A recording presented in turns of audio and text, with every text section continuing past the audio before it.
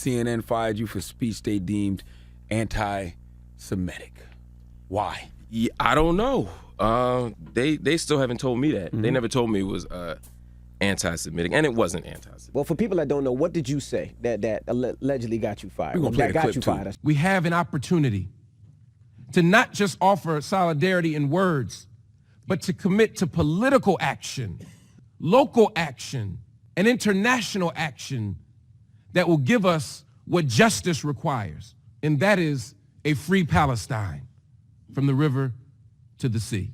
Yeah, I gave a speech at the United Nations. It wasn't like I had like a one-liner. It was a 22-minute speech where I laid out a criticism of the Israeli government. After you came from Palestine? After I came from Palestine. I got off the plane, went straight there. And after I gave that interview, there was some pushback. Some people were criticizing me. And then the next morning, I got a call from CNN. And they said that that the speech was not in line with their values. I said, well, which part of the speech? Did y'all hear the whole speech? they didn't even tell me that. They didn't tell me, what part of the speech. They didn't tell me how much of the speech. They didn't. It's just the whole speech. So I said, cool. And that was kind of the end of that conversation. A lot of people focused on the last line of the speech where I said, free Palestine from the river to the sea.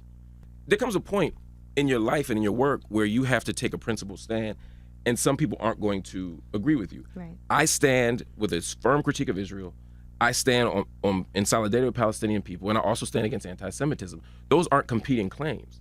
You know what I mean? You can love Jewish people and say that Jewish lives are not worth more than Palestinian lives, that Israeli lives are not worth more than Palestinian lives. And I can say also that everybody who criticizes Israel doesn't hate Jews, and I would hope that most don't. It's interesting because a lot of criticism will come from people who don't really know what's going on and have never been there. Right.